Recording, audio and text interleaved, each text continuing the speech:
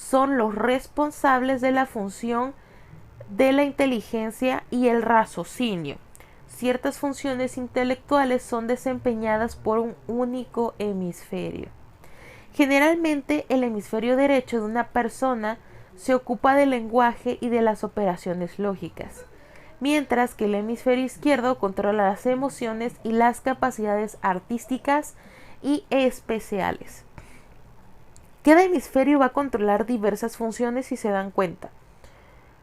Por eso cuando una persona a lo mejor no es buena en matemáticas, pero es sumamente brillante en artes, en danza o inclusive trabaja mejor con la psicología, tiene más desarrollado el hemisferio izquierdo, mientras que una persona en definitivo el diseño no se le da, pero su lógica en operaciones es de wow, el hemisferio derecho es el que se encuentra más desarrollado. En la mayoría de las personas diestras y en muchas zurdas, el hemisferio dominante es el izquierdo. El cerebro está ubicado en la fosa occipital del cráneo.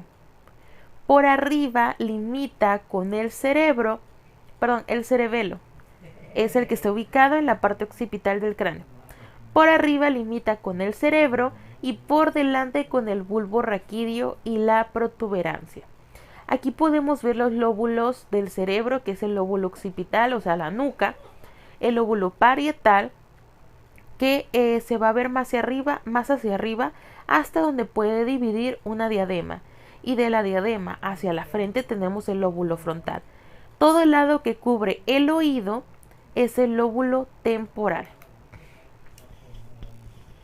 El cerebelo ejerce una actividad reguladora. Esto lo logra de las siguientes maneras: haciendo que el movimiento tenga la necesaria intensidad o fuerza y la medida exacta que requiere la acción, asegurando la coordinación de los músculos cuando deben contraerse simultáneamente o alternativamente regulando el tono muscular. También interviniendo en el mantenimiento de la postura y el equilibrio. Si el cerebelo falla, no hay nada de equilibrio. Ok, la médula espinal.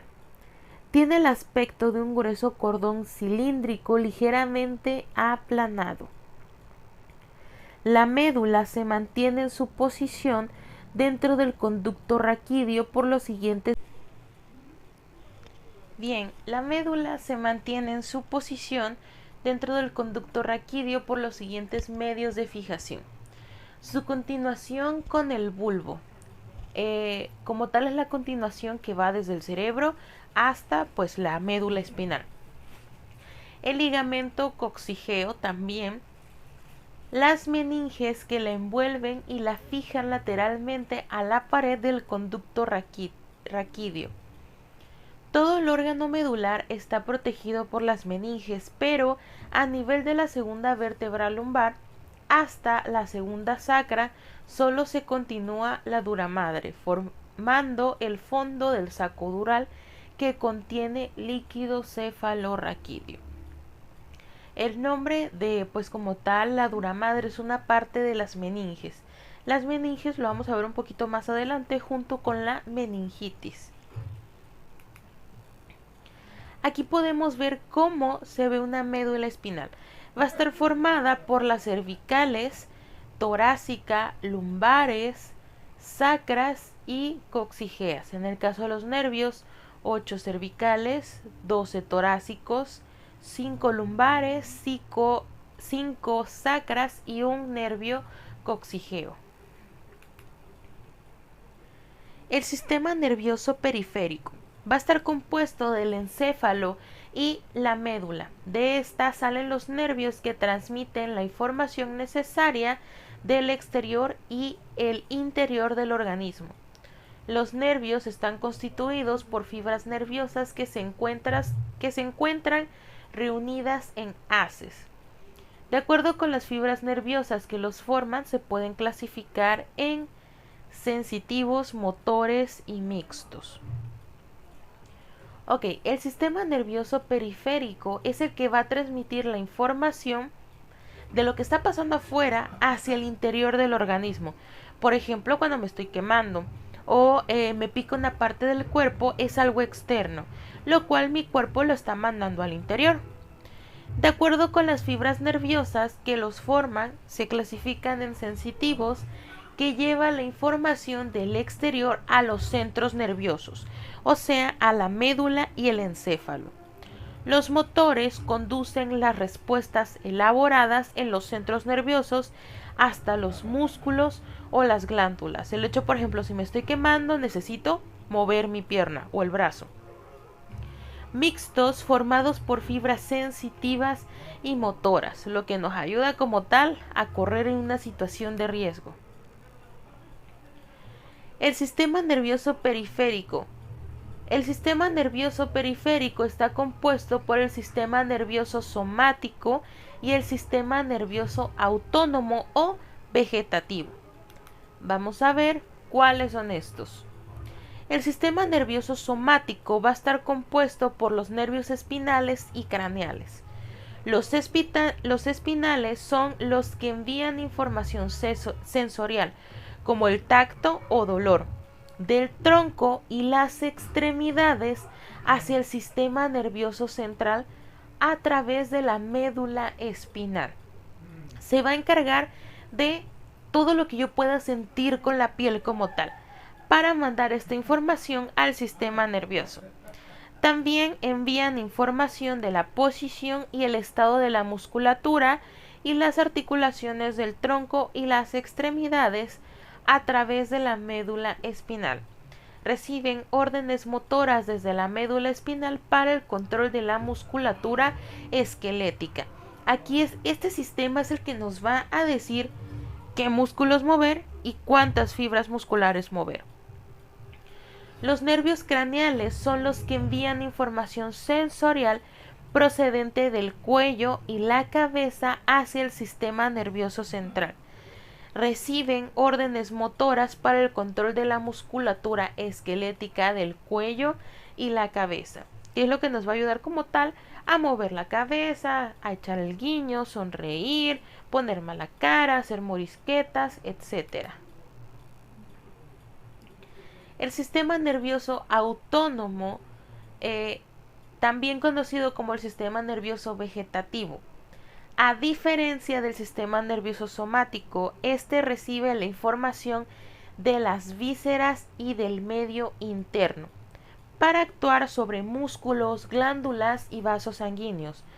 Por ejemplo, en las vísceras va a llevar todo lo que es el corazón, pulmones, estómago, intestino, vejiga, etc. El sistema nervioso autónomo, al contrario que el sistema nervioso somático y central, es involuntario, activándose principalmente por centros nerviosos situados en la médula espinal, tallo cerebral e hipotálamo. También algunas porciones de la corteza cerebral, como la corteza límbica, pueden transmitir impulsos a los centros inferiores y así influir en el control autónomo. Este sistema se va a encargar de lo que nosotros no hacemos como tal, o de lo que nosotros no nos preocupamos, que es de la respiración, frecuencia cardíaca, movimiento peristáltico y demás movimientos involuntarios. El sistema nervioso autónomo es sobre todo un sistema involuntario que transmite impulsos desde el sistema nervioso central hacia órganos periféricos. Estas acciones incluyen el control de la frecuencia cardíaca, la fuerza de contracción, dilatación de los vasos sanguíneos, la contracción y relajación del músculo liso en varios órganos. Por ejemplo, un órgano liso también es el útero. Tamaño pupilar, que es cuando se dilatan o se contraen las pupilas. Secreción de glándulas exócrinas y endócrinas, regulando funciones tan importantes como la digestión, circulación sanguínea, respiración y metabolismo. También tenemos una clasificación de los reflejos. Los reflejos se clasifican según distintos criterios.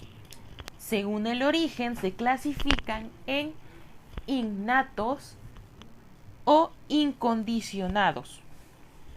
Esto es cuando los reflejos nacen con el individuo, son propios de la especie y no se pierden, por ejemplo, el parpadear o la secreción lagrimal. Ya estos son reflejos natos con los que uno nace y que nunca en la vida se van a ir. Condicionados o adquiridos, cuando se logran a través del aprendizaje, por ejemplo, tocar guitarra, manejar, caminar, andar en bicicleta, comer hasta inclusive, etc. Los condicionados o adquiridos son los que se van a encargar de, con los que yo aprendo, los que yo aprendí a lo largo y transcurso de la vida. Dentro de, según el lugar donde se ubique el receptor, se dividen en tres, que son los exteroceptivos, que los receptores están ubicados en la parte periférica del organismo, como la piel. La lengua, los ojos, son reflejos de protección y pueden ser inhibidos por la voluntad. Por ejemplo, reflejos cutáneos como el plantar. A lo mejor han visto a los bebés cuando nacen, se les pasa el dedito sobre la planta del pie y en el momento arquean el piecito. Este es uno de estos reflejos. Los propioceptivos, los receptores y los efectores están ubicados en el mismo órgano. Son reflejos de la vida de relación e intervienen en la marcha y conservación del equilibrio. Por ejemplo, el reflejo rotuliano. En la rótula o en la rodilla como tal, hay un reflejo que, si se golpea, la pierna se eleva como tal.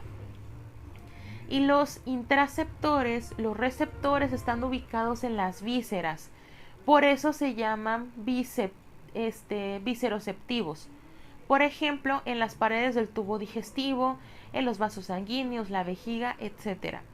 Son receptores que captan las variaciones del medio interno, asegurando así el normal funcionamiento de las vísceras, por lo cual estos reflejos se relacionan con la vida vegetativa.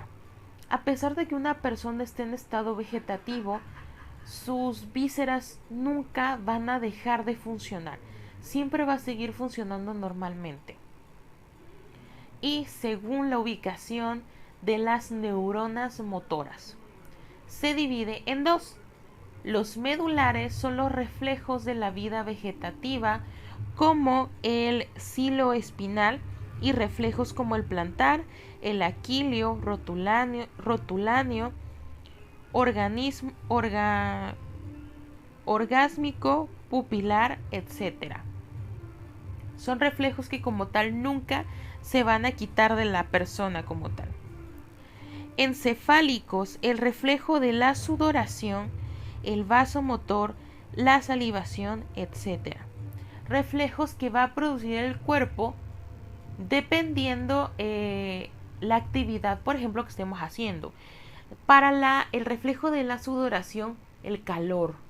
Si el cuerpo está subiendo mucho de temperatura, enseguida se va en este reflejo de la sudoración para que refresque el cuerpo. Las células nerviosas. La neurona es la célula principal del sistema nervioso. Tiene la capacidad de responder a los estímulos generando un impulso nervioso que se transmite a otra neurona, a un músculo o a una glándula. El cerebro humano contiene más de 1 millón de neuronas. Ok, ¿cómo se comunican las neuronas? Las neuronas se comunican a través de las dendritas. ¿De qué manera? Se comunican por pequeños choques eléctricos. Es como si jugaran las manos con la otra persona, que bailaran las manitos como tal, las manos, con las manos de la otra persona. Ese pequeño bailecito que hacen sin tocar las yemas de los dedos es la misma función o cómo se comunican las neuronas.